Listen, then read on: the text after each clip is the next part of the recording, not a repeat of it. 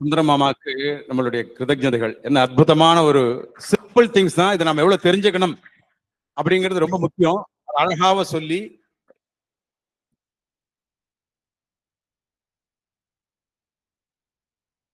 என்ன புரிஞ்சுக்கணும் அப்படின்னா, இதெல்லாம் எப்படி இவருக்கு தெரிஞ்சதுன்னா, இப்ப நம்ம எல்லாருமே இப்படிதானே ஒரு காலத்துல நம்ம இதெல்லாம் தெரியாம தான் இருந்தோம்.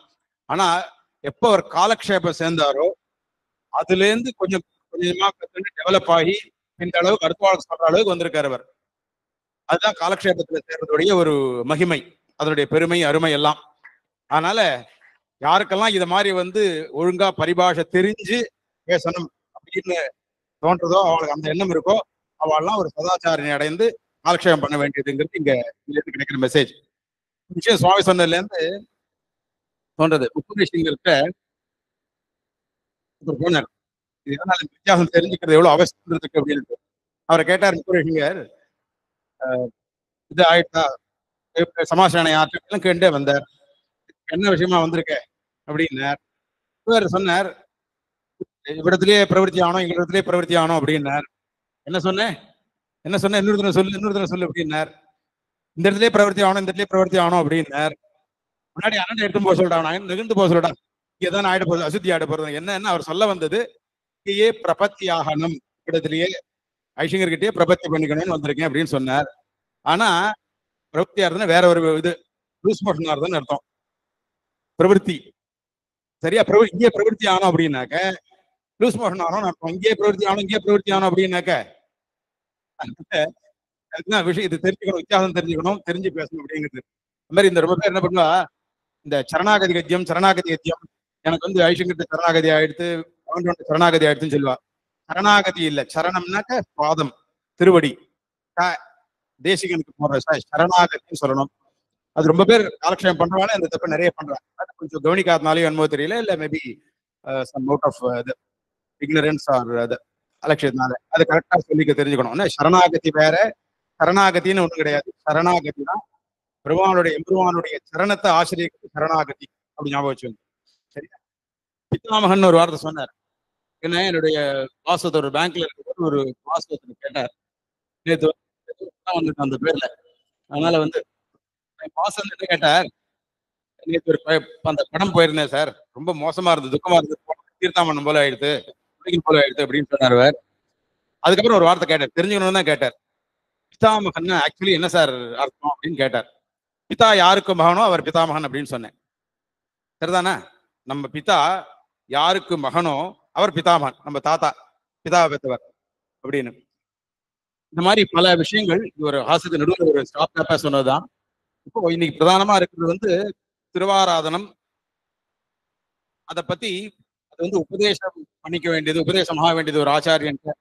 யாருக்கெல்லாம் சமாசனா இருக்கோ அவளுக்கெல்லாம் அந்த ஆச்சாரியனான ஒரு பெருமாளை ஏழை பண்ணி கொடுத்து திருவாராதனம் சொல்லிக் கொடுக்க வேண்டியதுங்கிறது அதுதான் ஒரு வழிமுறை. இருந்தாலும் இப்ப நம்ம அது உபதேசமானதுனால நம்ம பூர்த்தியா நம்ம இப்போ அதை சொல்லிக் கொடுக்க போறதோ இல்லை, இருக்கிறதுனால இல்லை. ஆனா அதுல இருக்கிற ஒரு முக்கியமான அம்சங்களை மட்டும் நம்ம இப்ப சொல்றோம்.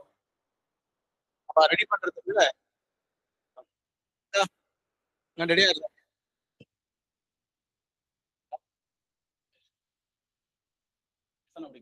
சரி, அதுக்குள்ள நீங்க ரெடி பண்ணுங்க. இப்போ பண்ணதுக்கு ஒரு ரீகேப். சரியா, இன்னும் 1.5 மணி நேரம் தான் இருக்கு நமக்கு. 1 மணிக்கு ஷார்ப் நம்ம விட்டுடணும். சரியா, இந்த 1.5 மணி நேரத்துல 3 ஐட்டம் பண்ண வேண்டியிருக்கு. நாம ஒண்ணு பிரதானமா 2 ஐட்டம். ஒண்ணு திருவாராதனத்தை பத்தி இல்லையா நம்ம சொல்றது. அது நடுவுல நம்மளுடைய ஒரு டீம் சரண் அது அமைப்பை சேர்ந்த டீம் பஹ்ரைன்ல இருக்கா சில பேர். அவளுக்கு எப்படி கத்தண்டா அப்படிங்கிறத பத்தி சொல்லுவார்.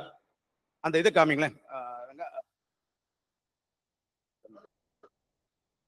இது இருக்கு பாருங்க, பஹ்ரைன் டீம், நாதமணிகள் நாதாலயம், சில போட்டோஸ் இருக்கு என்னுடைய இதுல. சரண் டீம்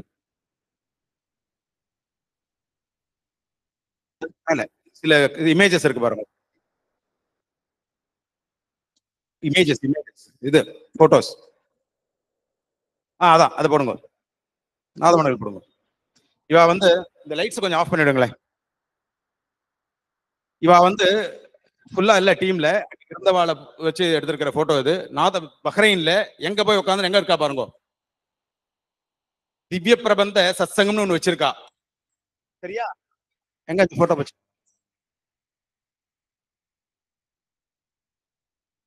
இவ பாருங்க. இவ வந்து இதுல 4 பேர் தான் இருக்கா. இன்னும் நிறைய பேர் இருக்கா அதுல. இவ வந்து இது நாதமணிகள் நாதாலயம்னு ஒண்ணு வச்சிருக்கோம். அதுல நாம சங்கீத சரணுடைய சொல்லிட்டேன். சரணோட அங்க இருக்கிற பஹ்ரைன்ல இருக்கிற சரணுடைய பிரான்ச். இங்க இருக்கிற சரணுடைய பஹ்ரைன் பிரான்ச் அது.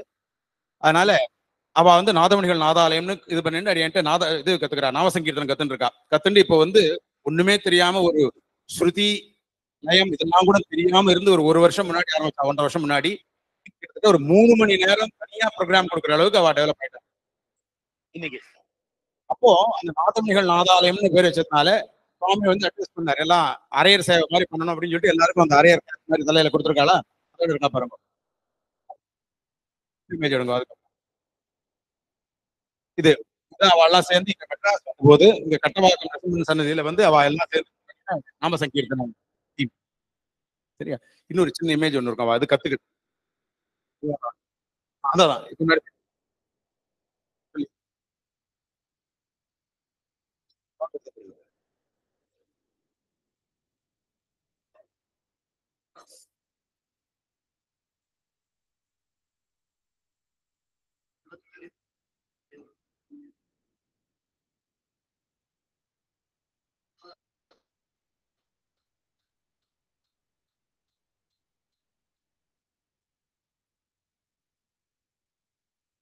சவுண்ட் வருதா?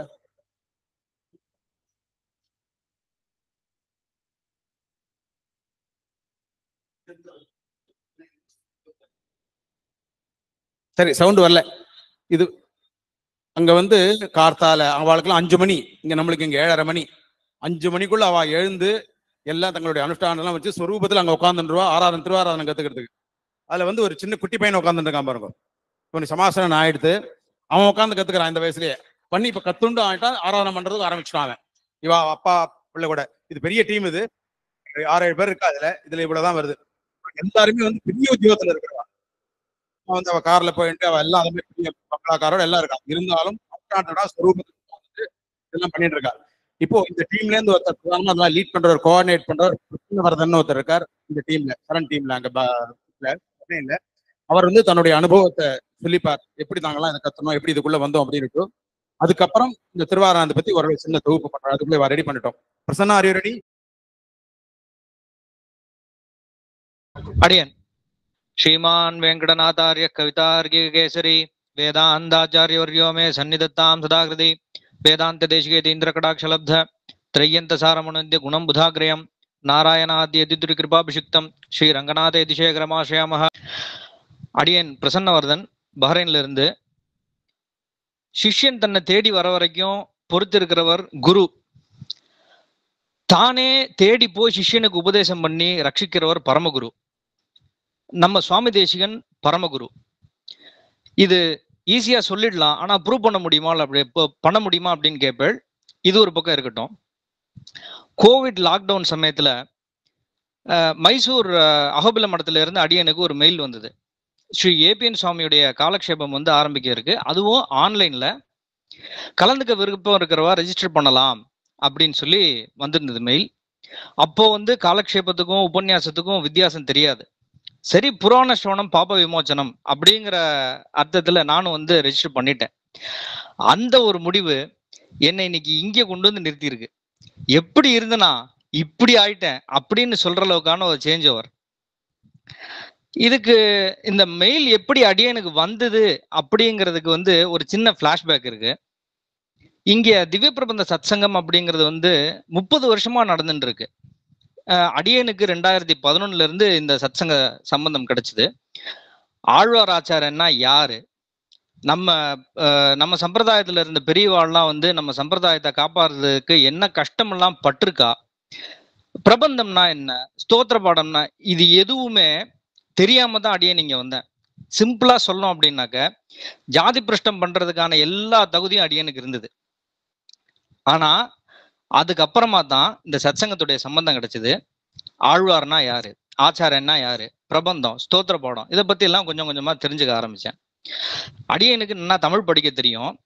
ஆனா கூட இங்க சத்சங்கத்துல சேர்ந்த புதுசுல பல்லாண்டு பல்லாண்டு நான் பார்த்து தான் படிப்பேன். பார்த்து படிக்கிறதுக்குள்ள அவ பல்லாண்டு பதிகம் சேவிச்சு முடிச்சிருவா. அந்த அளவுக்கு இருக்கும். அப்புறம் நாள் ஆக ஆக அடியனுக்கு கொஞ்சம் கொஞ்சமா புரிய ஆரம்பிச்சது. கும்பல்ல கடைசி வரிசையில் நின்று கோவிந்தா மட்டும்தான் சொல்லிட்டு இருப்பேன். கொஞ்சம் கொஞ்சமா நாள் ஆக ஆக கோஷ்டியில சேர்ந்துட்டு அடியனும் வந்து பாசனம் எல்லாம் சேவிக்க ஆரம்பிச்சேன். இப்படி போயிட்டு இருந்த சமயத்துல ராமானுஜருடைய 1000வது வருஷ ஜெயந்தி வந்தது. உலகம் பூரா ரொம்ப கோலாகலமா நடந்தது. இங்க அடியவங்களும் பஹ்ரைன்ல ரொம்ப விமரிசையா நடத்தினோம். அடுத்த கொஞ்ச நாள்ல சுவாமி தேசிகனுடைய 750வது வைபவம், அதையுமே ரொம்ப கோலாகலமா நடத்தினோம். ஆனா சுவாமி ராமானுஜருக்கும் தேசிகனுக்கும் நடந்த வைபவங்கள்ல அடியவங்கள் பார்த்த வித்தியாசம் என்ன அப்படின்னாக்க, ராமானுஜர் பத்தி நிறைய பேருக்கு தெரிஞ்சிருந்தது பரவலா. ஆனா சுவாமி தேசிகன் பத்தி அத்தனை தெரிஞ்சிருக்கல. ஆனா நாங்க நடத்தின 750வது வைபவத்துல கலந்துட்டவா எல்லாருக்கும் வந்து ஸ்ரீ வைஷ்ணவ சம்பிரதாயத்துல சுவாமி தேசிகன் அப்படின்னு ஒரு ஆச்சாரியர் இருக்கார் அப்படிங்கிற அளவுல வந்து எங்களால வந்து தெரிய வைக்க முடிஞ்சது. இன்னும் வந்து நம்ம சம்பிரதாயத்தை பத்தியும் தேசிகனை பத்தியும் வந்து நிறைய பேருக்கு இன்னும் வந்து விஷயத்த கொண்டு போய் சேர்க்கணும் அப்படின்னு நாங்க நினைச்சோம். ஆனா எங்க திவ்யப்பிரபந்த சத்சங்கத்தை தாண்டி வெளியில பெரிய அளவுல வந்து எங்களால கொண்டு போயிருக்க முடியல.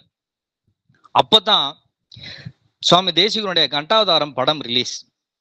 இங்கே திவ்யப்பிரபந்த சத்சங்கத்துல இருந்து எங்களை வழிநடத்தின ஸ்ரீமான் நாராயணன் அப்படிங்கிறவர் இங்க பஹ்ரைன் வேலையெல்லாம் ஏற கட்டிட்டு அங்க சென்னையிலேயே வந்து செட்டில் ஆயிட்டார். அங்க இதே மயிலாப்பூர்ல கண்டாவதாரம் படத்தை வந்து பாக்குறார். பார்த்துட்டு இந்த படத்தை கண்டிப்பா பஹ்ரைன்ல நம்ம வந்து பாகவதாளுக்கெல்லாம் போட்டு காட்டணும் அப்படின்னு முடிவு பண்ணி உடனே ஏபிஎன் சுவாமியுடைய டீம்ல சரண் டீம்ல கோஆர்டினேட் பண்ணி இங்க பஹ்ரைன்ல வந்து அந்த படத்தை திரையிடுறதுக்கான எல்லா ஏற்பாடும் பண்ணி கொடுத்தார். கல்ஃப் கண்ட்ரியில முதலா கண்டாவதாரம் படத்தை தியேட்டர்ல ஸ்கிரீன் பண்ணோம். இங்க பஹ்ரைன் தான் ஃபர்ஸ்ட் தியேட்டர்ல ஸ்கிரீன் பண்ணோம். Houseful show. இங்க வந்திருந்தவா எல்லாருக்குமே வந்து அந்த தேசிகனை பத்தி ஒரு சிலர் தெரிஞ்சுட்டான்னு சொன்னேன் இல்லையா, நாங்க 750வது வைபவம் நடத்தினப்போ வந்து ஏதோ கொஞ்சமாவது தெரிஞ்சிருக்கும் அப்படின்னு சொல்லியிருந்தேன் இல்லையா. அதாவது அவர் வாழ்ந்த வாழ்க்கையை வந்து கண்ணு முன்னாடி கொண்டு வந்து நிறுத்திடுது இந்த படம் அப்படின்னு சொன்ன அந்த படத்தை பார்த்துட்டு, அதாவது சுவாமி தேசிகன் ஒருத்தர் இருந்தாருங்கிறத தெரிஞ்சுட்டோம். ஆனா அவர் இப்படித்தான் இருந்தார், இப்படித்தான் வாழ்ந்தார் அப்படிங்கிறது இந்த படம் எங்க கண்ணு முன்னாடி நிறுத்திடுது அப்படின்னு வந்திருந்தவெல்லாம் சொன்னான். அதுக்கப்புறமும் தியேட்டர்ல ஃபர்ஸ்ட் ஒரு தடவை ஸ்கிரீன் பண்ணதுக்கு அப்புறமா நிறைய பேரோட ஆத்துல வந்து ஸ்கிரீன் பண்ணோம் படத்தை. ஒவ்வொரு ஆத்துலயும் குறைஞ்சது 20ல இருந்து 25 பேர் வந்து பார்த்தா. அடியனுக்கு இந்த சமயத்துலதான் வந்து ஏபிஎன் சுவாமியோட அறிமுகம் கிடைச்சது. இன்னும் பல இடங்கள்ல வந்து கண்டாவதாரத்தை அவ ஆத்துல வந்து ஸ்கிரீன் பண்றதுக்காக ஏற்பாடெல்லாமும் பண்ணி வச்சிருந்தோம். கரெக்டா அந்த சமயத்துலதான் கோவிட் வந்தது. உலகமே ஸ்தம்பிச்சு போச்சு. யாருக்கும் என்ன பண்றதுன்னே தெரியல. இப்போ அடியன் வந்து சுவாமி தேசிகன் பரமகுருன்னு சொல்லியிருந்தேன் இல்லையா, அதோடைய கண்டினியூட்டி. அந்த சமயத்துலதான் மெயில் வந்தது. ரெஜிஸ்டர் பண்ணிட்டேன். அதுவும் எப்படி, புராண சோனம் பாப விமோச்சனம் அப்படிங்கிற அபிப்பிராயத்துலதான் அடியன் ரெஜிஸ்டர் பண்ணது. இந்த காலக்ஷேபத்துல ஏபிஎன் சுவாமி முதல்ல சாதிக்க ஆரம்பிச்ச கிரந்தம் சுவாமி தேசிகனுடைய சம்பிரதாய பரிசுத்தி. இன்னைக்கு இருக்கிற டெக்னாலஜி மூலமா தன்னோட கிரந்தங்களையும் அதோட அர்த்த விசேஷங்களையும் உலகம் பூரா இருக்கிற என்ன மாதிரி ஆட்களுக்கு எடுத்து சொல்லி அவளை திருத்தி நல்வழிப்படுத்துற சுவாமி தேசிகன் பரமகுரு தானே. LHS equal to RHS, hence proved. சரி, காலக்ஷேபத்துல கலந்துக்க ஆரம்பிச்சேன்னு சொன்னேனே, அங்கதான் ஒரு ட்விஸ்டே. சனி ஞாயிறு 2 நாளும் காலக்ஷேபம் உண்டு. சாயங்காலம் இந்தியா டைமுக்கு 6:30 மணிக்கு காலக்ஷேபம் இருக்கும். ஆனா இதுல கலந்துக்கிறதுக்கு வந்து சில கட்டுப்பாடுகள், விதிமுறைகள் இதெல்லாம் இருக்கு.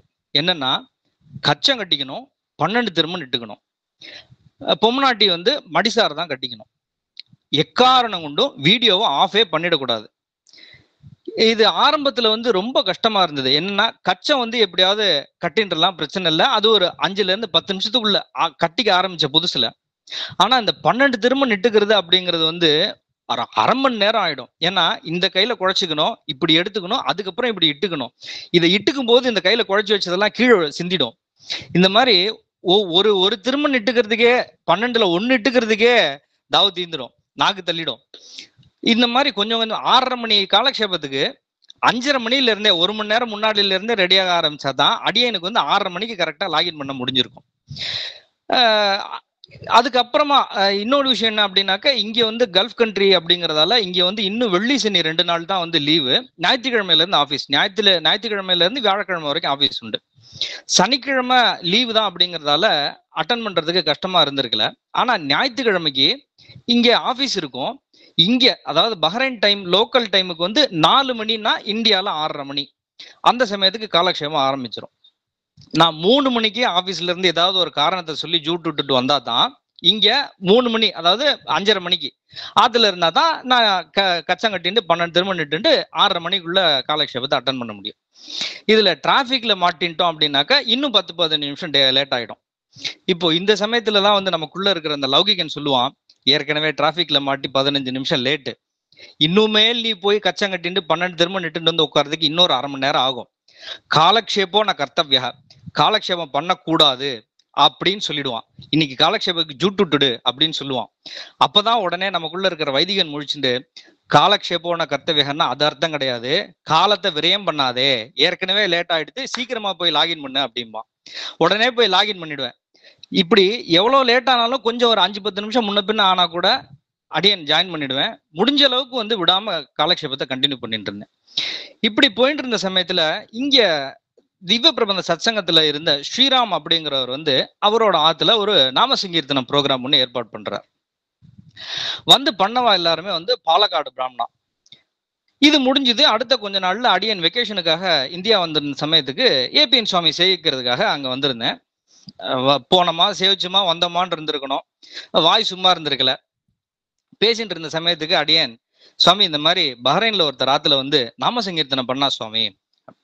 உடனே சுவாமி கண்ணுல ஒரு மின்னல் பளிச்சுன்னு, ஒருத்தன் சிக்கிட்டான் அப்படின்னு. யார் பாடினா அப்படின்னு கேட்டார் முதல் கேள்வி. சுவாமி பாலக்காடு பிராமணா வந்து பண்ணா சுவாமி, ரொம்ப அருமையா இருந்தது அடி. என்ன கேட்டதுக்கு அப்புறம் நாமளே கூட பாடணும், நம்மளும் நாம சங்கீர்த்தனம் பண்றோங்கிற அளவுக்கு வந்து இருந்தது அடியன் அப்படின்னு வேற சொல்லிவிட்டேன். உடனே பிடிச்சிட்டார் சுவாமி. அப்ப சரி உடனே ஏற்பாடு பண்ணிடலாம். சம்பிரதாய அனுஷ்டான ரக்ஷண அபிமான்ல நாம சங்கீர்த்தனத்தை அடுத்த தலைமுறைக்கு கொண்டு போறதுக்காகவே நாதமுனிகள் நாதாலயம், இப்ப பார்த்துட்டு அந்த பிக்சர், நாதமுனிகள் நாதாலயம் அப்படிங்கிற ஒரு விஷயம் ஆரம்பிச்சிருக்கோம். நீ உடனே ஆறாவதன் சுவாமிகிட்ட பேசு அப்படின்னு சொல்லி நம்பர் கொடுத்துட்டார். அடியனோ சரி கண்டிப்பா பேசுறேன் சுவாமி அப்படின்னு சொல்லிட்டு நம்பர் வாங்கிட்டேன். வெக்கேஷன் முடிச்சுட்டு வந்ததுக்கு அப்புறமா இங்க யாராத்துல வந்து நாமசங்கீர்த்தனம் நடந்ததோ அந்த ஸ்ரீராம் அப்படின்னு ஒருத்தர் ஏற்பாடு பண்ணியிருந்தாரு சொன்னேன் இல்லையா, அவர். அதுக்கப்புறமா கோசகன் இன்னொருத்தர். ஏன் இந்த கோசகன் அப்படிங்கிறது கொஞ்ச நேரம் கழிச்சு உங்களுக்கே புரியும். அதுக்கப்புறமா இன்னும் 2 பேர் இங்க நம்ம சத்சங்கத்தில் இருக்க பெரியவா, ஸ்ரீமான் சுந்தரராஜன் நரசிம்மன் அப்படின்னு சொல்லிட்டு இன்னும் 2 பெரியவா. மொத்தமா நாங்க 5 பேர். இந்த 5 பேர்ல சங்கீதம், ராகம், தாளம் இதை பத்தி எல்லாம் வந்து கொஞ்சமாவது தெரிஞ்சவர் அந்த கோசகன் சுவாமி மட்டும்தான். இப்ப புரிஞ்சதா ஏன் கோசகனை சேர்த்துனோம் இதுல என்ன? ஒரு நாள் வந்து அமுதன் சுவாமி கிட்ட பேசினோம். ஏற்கனவே ஏபிஎன் சுவாமி எங்களை பத்தி அவர்கிட்ட சொல்லியிருக்கவே அமுதன் சுவாமி உடனே எங்களுக்கு நாம சங்கீர்த்தனம் கொடுக்க ஒத்துட்டார். அதுவும் ஆன்லைன்ல தான். பாவம் அவர் அமுதன் சுவாமி முதல் கிளாஸ்ல தான் அந்த கேள்வியே கேட்கிறார். என்ன அப்படின்னா, உங்கள யாருக்கெல்லாம் சங்கீதம் தெரியும் அப்படின்னு கேட்கிறார். சுவாமி கோசகனுக்கு மட்டும்தான் தெரியும், மிச்சம் இருக்கிற 4 பேரும் சங்கீதம்னு பேப்பர்ல எழுதினாலே தப்பாதான் படிப்போம் அப்படின்னு சொல்லிட்டோம். அவர் முகத்துல அப்ப கூட எந்த ரியாக்ஷனுமே இருந்திருக்கல. உடனே எங்களுக்கு வந்து ஸ்ருதி, தாளம் இதெல்லாம் பத்தி பாலபாடம் இருக்க ஆரம்பிச்சிட்டார். பால்யத்திலேயே கத்துட்டு இருக்க வேண்டியது பால்யட் ஆனதுக்கு அப்புறம் கத்துண்டா உடனே வருமா? சரி நாங்களும் ஆரம்பிச்சோம். சங்கீத ஞானம் பத்தி, சங்கீத ஞானம் இருக்கவே அவர் அமுதன் சுவாமி சொல்றதெல்லாம் வந்து அந்த கோசகன் வந்து உடனே ஈஸியா ரிப்பீட் பண்ணிடுவார். மிச்சம் இருக்கிற 4 பேருக்கும் வராது, ரொம்ப சொதப்புவோம். நாள் ஆக ஆக வந்து ஏதோ கொஞ்சம் அவர் கோசகன் வந்து ஹை பிச்சில் அவரை வந்து முன்னாடி உட்காந்து வச்சிரும், அவர் பாடுவார், நாங்க பின்னாட கோரஸ் தான். அப்ப கூட வந்து அமுதன் சுவாமி வந்து கோரஸ்ல பாடினாலும் கூட கோஷ்டியில யாரோ ஒருத்தர் சுதி விட்டாம பாடுறேல்பா அப்படின்னு சொல்லுவார். நாங்க 4 பேரும் ஒருத்தர் பாத்துக்குவோம். என்னன்னா, யாரோ ஒருத்தர் தான் சுதியோட பாடுறாருன்னு சொல்லியிருக்கணும், யாரோ ஒருத்தர் சுதி இல்லாம பாடுறேன்னு சொல்றாருன்னு எங்களுக்கு எல்லாம் சிரிப்பு வேற வரும். ஆனா கூட எத்தனை தடவை நாங்க தப்பா பாடினாலும் அத்தனை தடவையும் கோவப்படாம திருத்தி சொல்லி கொடுப்பார். இவாளுக்கு பாட்டு சொல்லிக்கிட்டு போய் எனக்கே பாட்டு மறந்துடும் போல் இருக்கேப்பா அப்படின்னு கண்டிப்பா நினைச்சிருப்பார். சரி அது இருக்கட்டும்.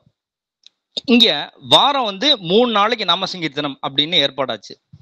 அதாவது வெள்ளி சனி அடியவங்களுக்கு லீவ் அப்படிங்கிறதால வெள்ளி சனி, இது தவிர ஞாயிற்றுக்கிழமை ஒரு நாள் வீக் டேல வச்சுக்கலாம் அப்படின்னு. ஸோ இந்த வெள்ளிக்கிழமை காத்தால வந்து காத்தால 6:30 மணிக்கு, அதாவது இந்தியா டைம் 9 மணிக்கு கிளாஸ் இருக்கும், 9ல இருந்து 10 வரைக்கும். வெள்ளிக்கிழமை பிரச்சனை இல்லை. சனிக்கிழமை அதே மாதிரி வந்து சாயங்காலம் 5:30 மணிக்கு 5:30 இருந்து 6:30 வரைக்கும் நாம சங்கீர்த்தனம், 6:30 இருந்து 7:30 வரைக்கும் ஏபிஎன் சுவாமியுடைய காலக்ஷேபம் இப்படி இருக்கும். அதனால இந்த வெள்ளி சனியில அட்டன் பண்றது ஒன்றும் பெரிய விஷயமா இருந்திருக்கல. இந்த ஞாயிற்றுக்கிழமை அப்படிங்கிறதால காத்தால 5 மணிக்கே கிளாஸ் இருக்கும். 5 மணின்னா அடியவங்கள் வந்து காத்தால 4 மணிக்கே எழுந்தா தான் 5 மணிக்கு வந்து கிளாஸ்ல ஆன்லைன்ல உட்காந்துக்க முடியும், கலந்துக்க முடியும். இந்த நாம சங்கீர்த்தனம் கிளாஸ்ல என்ன ஒரே ஒரு அட்வான்டேஜ் அப்படின்னாக்க, கச்சங்கட்டின்னு திருமணம் இட்டுக்கணும், அது மேண்டேட்ரி. 12 திருமணம் அவசியம் இல்லை, ஆனா கூட சொரூபத்துல தான் இருக்கணும். இந்த காத்தால 5 மணி கிளாஸ்ல வந்து என்ன ஒரு அட்வான்டேஜ், இன்னொரு அட்வான்டேஜ் அப்படின்னாக்க, எல்லாம் ஃப்ரைடே சாட்டர்டே வீக்கெண்டு, ஞாயிற்றுக்கிழமை ஆஃபீஸ் ஸ்கூல் எல்லாமே இருக்கும். எழுந்துக்கிறது எல்லாருக்குமே கொஞ்சம் கஷ்டமா இருக்கும் இல்லையா? நாங்க பாட ஆரம்பிச்சிட்டா இந்த மொத்த பில்டிங்கும் அலாரமே இல்லாம எழுந்துக்குவா. அது ஒரு பெரிய அட்வான்டேஜ் எங்களுக்கு. இப்படியே போயிட்டு இருந்தது. 1 வருஷம் ஆயிடுது. ஏபிஎன் சுவாமி அமுதன் சுவாமி கிட்ட வந்து ஸ்டேட்டஸ் அப்டேட் கேட்டிருக்காரு. என்ன பாரன் கோஷ்டி எல்லாம் எப்படி பாடுறா என்ன அப்படின்னு கேட்டிருக்காரு போல் இருக்கு. இவர் அமுதன் சுவாமி உடனே வந்து அவளுக்கு என்ன நன்னா பாடுறா அப்படின்னு சொல்லிட்டா போல் இருக்கு. ஏன்னா சுட்டு போட்டாலும் ஒருத்தனுக்கு சங்கீதம் வராது அப்படின்னு ஒரு உண்மையை சொல்லியிருந்தாருன்னா, கோட்டெல்லாம் அழிச்சிட்டு முதல்ல இருந்து ஆரம்பிச்சிடும் சுவாமி அப்படின்னு இவர் சொல்லிட்டாருன்னா என்ன பண்றதுன்னு அவருக்கு பயம் போல் இருக்கு. அதனால பாரன் கோஷ்டி நன்னா பாடுறா அப்படின்னு சொல்லிட்டார் இவர். ஏபிஎன் சுவாமி உடனே என்ன பண்ணாருனாக்க, எங்களை எல்லாருக்கும் அரையர்க்குள்ள ரெடி பண்ணி கொடுத்தாரு. அந்த போட்டோல நீங்க பார்த்துட்டு 4 பேரும் போட்டு இருப்போம். அந்த அரையர்க்குள்ள ஏபிஎன் சுவாமியே அடியவங்களுக்காக கொடுத்தது. சிஷ்யாலா நாம 4 விஷயம் தெரிஞ்சுக்கணும், நாம இன்னும் பல விஷயங்கள் கிரகிச்சுக்கணும் அப்படின்னு நாம பிரயத்தனப்படுறோமோ இல்லையோ, அதுக்கு அவ பண்ற பிரயத்தனமோ அவ கொடுக்குற உற்சாகமும் உத்வேகமும் ஒரு ஆச்சாரியன் அப்படிங்கிற ஸ்தானத்தை தாண்டி ஒரு ஆத்துல ஒரு அப்பாவோ இல்ல ஒரு அண்ணாவோ இருந்தா பண்ற அளவுக்கு இருக்கும் கண்டிப்பா. இப்போ வந்து அவர் ஏற்கனவே சுவாமி சொன்ன மாதிரி அடியவங்கள் வந்து 2 மணி நேரம் வந்து நாம சங்கீர்த்தனம் பண்ற அளவுக்கு எங்களை வந்து ட்ரெயின் பண்ணியிருக்கார். ஒரு நாள் காத்தால இந்த மாதிரி நாம சங்கீர்த்தனம் வெள்ளிக்கிழமை காத்தால முடிஞ்சதுக்கு அப்புறமா எப்பவுமே ஒரு 5-10 நிமிஷம் 1/2 மணி நேரம் வரைக்கும், ஏன்னா வெள்ளிக்கிழமை தானே லீவுங்கிறதால கொஞ்சம் அரட்டை அடிக்கிறது உண்டு. ஒரு நாள் இப்படி அரட்டை அடிச்சுட்டு இருக்கிற சமயத்தில் என்னாச்சுன்னாக்க, இப்படி கர்ண கொடூரமா பாடி எல்லாரையும் இம்சிக்கிறது மட்டும் இல்லாம பெருமாளை கூட இம்சிக்கிறோமே, நம்மளெல்லாம் பெருமாள் மன்னிப்பானா மாட்டானா, மன்னிக்கவே மாட்டான், இதுல இருந்து தப்பிக்கிறதுக்கு வழியே இல்லை அப்படின்னு சொல்லிட்டு இருந்தப்போ, ஈஸியா தப்பிச்சிடலாம், அதெல்லாம் ஒன்றும் பிரச்சனை இல்லை, அதான் வழி வள்ளுவரே சொல்லியிருக்காரு, செவிக்குணவு இல்லாத போது சிறிது வயிற்றுக்கும் ஈயப்படும் அப்படின்னு. அதனால காதை வந்து ஆல்ரெடி டேமேஜ் பண்ணிட்டோம், அதுக்கு பதிலாக வயிற்றுக்கு பிரசாதமா போட்டு பெருமாளை வந்து சரி பண்ணிடலாம், ஏதாவது பெருமாள்கிட்ட இருந்து தப்பிச்சிடலாம். என்ன பண்ணலாம் அப்படின்னாக்க, பெருமாளுக்கு திருவாராதனை பண்றோமே, அப்போ வந்து நன்னா ஒரு அமுது பெருமாளுக்கு கண்ட்ரோல்ல பண்ணிட வேண்டியதான். ஆனா அதுக்கு திருவாராதனை தெரியணுமே. இதுவும் விளையாட்டா இந்த மாதிரி பேசிட்டு இருக்கோம். திருவாராதனம் பத்தி பேச்சு வரும் அப்பப்போ இந்த மாதிரி, அப்புறம் மறந்துடுவோம், போயிடும். அப்புறம் ஒரு நாள் வந்து சீரியஸா இதை பத்தி அப்ரோச் பண்ண ஆரம்பிச்சோம். திருவாராதனை பண்ணணும்னா முதல்ல கத்துக்கணும், யார்கிட்ட கேட்கலாம் அப்படின்னு ஒரு கேள்வி வந்தது. இப்போ அடுத்து இப்போ இந்த கோசகன் வந்து கொஞ்சம் கூட யோசிக்காம சொன்ன பதில் அமுதன் சுவாமி அப்படின்னு. இந்த வடிவேல் காமெடி ஒண்ணு வரும், இந்த வண்டியில போறவங்ககிட்ட வந்து குறுக்க விழுந்து பைசா பிடுங்குவா. அப்ப வடிவேல் சொல்லுவார், இவன் எந்தெந்த ரூட்ல எல்லாம் போறானோ அவனை ஃபாலோ பண்ணுங்க, போற ரூட்ல ஆளை போடுங்க, ஈஸியா அவன்கிட்ட இருந்து பணத்தை பிடிங்கிடலாம் அப்படின்னு. அந்த மாதிரி அமுதன் சுவாமி எந்த விஷயமா இருந்தாலும் சரி அவர்கிட்ட ரெக்வஸ்ட் பண்ணிட்டா கண்டிப்பா ஈஸியா நமக்கு வேலை முடிஞ்சிடும் அப்படிங்கிறதுக்காக அதை சொன்னேன். அதாவது எத்தனை தடவை சந்தேகம் கேட்டாலும் கோவப்படாம, தலையில குட்டாம, ஆன்லைன் கிளாஸ் ஆச்சே குட்ட முடியாது, தலையில குட்டாம சொல்லி கொடுப்பார். திருவாராதனை சொல்லி கொடுக்க சொல்லி கேட்கலாம், அமுதன் சுவாமிகிட்டே கேட்கலான்னு முடிவு பண்ணியாச்சு. ஒரு வெள்ளிக்கிழமை நாமசங்கீர்த்தனம் கிளாஸ் முடிஞ்சதுக்கு அப்புறமா நாங்க ரொம்ப வந்து தயக்கத்தோட, இவர் எப்படியும் ஒத்துக்க மாட்டார் அப்படின்னு தெரியும், ஏன்னா நாமசங்கீர்த்தனம் கிளாஸ்லயே நம்ம பண்ற டார்ச்சர் அப்படி, அதனால அவர் ஒத்துக்க மாட்டார் அப்படிங்கிற நாங்க ஆல்ரெடி ப்ரீசெட் பண்ணிட்டோம் மைண்டு, இவர் ஒத்துக்க போறது இல்லை அப்படின்னு. இந்த மாதிரி சுவாமி அடியவங்களுக்கு வந்து திருவாராதனம் கத்துக் கொடுக்கணும் அடியன். ஒத்துட்டார், உடனே ஒத்துட்டார். எங்களுக்கெல்லாம் ரொம்ப சந்தோஷம். ஆனா அதை விட எவ்வளவு அடிச்சாலும் தாங்குறாரே சுவாமி அப்படின்னு ரொம்ப ஆச்சரியம். சுவாமி திருவாராதனை சொல்லி கொடுக்க போறார், ஆரம்பிக்கிறார் அப்படின்னு உடனே வந்து அவர் கோசகனுடைய பையன், அந்த சின்ன பையன் போட்டோல பார்த்திருப்பேன், அது கோசகனுடைய பெரிய பையன், மூத்த பையன். அப்புறம் அந்த இன்னொருத்தர் இருப்பார் சஞ்சய் அப்படின்னு சொல்லிட்டு, சஞ்சய் பார்த்தசாரதின்னு சொல்லிட்டு இன்னொரு சுவாமியும் ஜாயின் பண்ணிக்கிறேன் அப்படின்னு சொல்லி வந்தார். இங்க பாரன் சச்சங்கத்துல இருக்கிறவர். இப்போ கடந்த 3 மாசமா வந்து அடியவங்களுக்கு திருவாராதனம் கிளாஸ் நடந்துட்டு இருக்கு, சொல்லி கொடுத்துட்டு இருக்கார். அந்த சின்ன பையன் உட்பட எல்லாருமே கூடிய சீக்கிரமா திருவாராதனம் பண்ண ஆரம்பிச்சிடுவோம். இது என்ன இவ்வளோ பெரிய சுய புராணம் அப்படின்னு பலருக்கும் தோணலாம். ஆனா இது சொல்ல வேண்டிய கட்டாயம் இருக்கு. ஏன்னா எல்லாருக்கும் வந்து ஏதாவது ஒரு நல்ல சத்சங்கம் அமையணும். சத்சங்க பிராப்தி இல்லை அப்படின்னாக்க அட்லீஸ்ட் நம்ம சம்பிரதாயத்துல இருக்கிற பிரிவா யாரா ஒருத்தர் 2 பேரு கூட ஒரு சம்பந்தம் இருக்கணும். இது ஏன் அப்படின்னாக்க இந்த சத்சங்கமோ இல்ல நம்ம சம்பிரதாய பிரிவா கூடயோ இருக்கிற சமயத்துக்கு நம்ம சம்பிரதாயத்தை பத்தி நமக்கு தெரியும். நம்ம 2 பேருக்கு சொல்லலாம். 2 பேருக்கு நம்ம குழந்தைகளுக்காவது அட்லீஸ்ட் நம்ம சொல்லி கொடுக்கணும். இதுக்கு நாங்களே ஒரு லைவ் எக்ஸாம்பிள். இங்க பிரபந்த சத்சங்கம் அப்படிங்கிற ஒரு சம்பந்தம் கிடைச்சது. அதுல கண்டாவதாரம் படம் மூலமா அடியவங்களுக்கு ஏபிஎன் சுவாமியோட சம்பந்தம் கிடைச்சது, காலக்ஷேபம் கிடைச்சது, அவர் மூலமா அமுதன் சுவாமியோட சம்பந்தம் கிடைச்சது, பல காலமா விட்டு போயிருந்த நாம சங்கீர்த்தனம் அப்படிங்கிற ஒரு பொக்கிஷம் கிடைச்சது. இன்னைக்கு சாலக்கிராம திருவாராதனை கத்துக்க முடிஞ்சிருக்கு. எதுவுமே பண்ணாத வரைக்கும் கஷ்டமா தான் இருக்கும். அதுவே பண்ண பழகிட்டா ரொம்ப ஈஸி. சந்தியாவந்தனம் கஷ்டம்தான், ஆனா பண்ண ஆரம்பிச்சுட்டா 10 நிமிஷம் வேலை தான். கச்சம் கட்டிக்கிறதும் சரி, 12 திரும்ப நட்டுக்கிறதும் சரி, பழக பழக 10ல இருந்து 15 நிமிஷம் தான். எல்லாம் சேர்த்து மொத்தமே, அதாவது திருவாராதனை உட்பட எல்லாமே மொத்தமே 30ல இருந்து 40 நிமிஷம் வேலை தான். பெற்ற தாயினும் ஆயின செய்யும் நாராயணா என்னும் நாமம் அப்படின்னு இந்த சம்சார சாகரத்துல எந்த கஷ்டம் வந்தாலும் சரி, அதுல இருந்து மீண்டு வர பெருமாளை தவிர வேற கதி கிடையாது. 1 ரூபாய் சம்பாத்தியமா இருந்தாலும் சரி, எவ்வளவு பெரிய கஷ்டமா இல்ல எவ்வளவு பெரிய விஷயம் நம்ம சாதிச்சாலும் சரி, எத்தனை பெரிய சந்தோஷம் நமக்கு வந்தாலும் சரி, அதெல்லாம் நமக்கு கொடுக்கறது யாரு? பெருமாள். அவனால மட்டும்தான் எல்லாத்தையுமே அனுகிரகம் பண்ண முடியும்.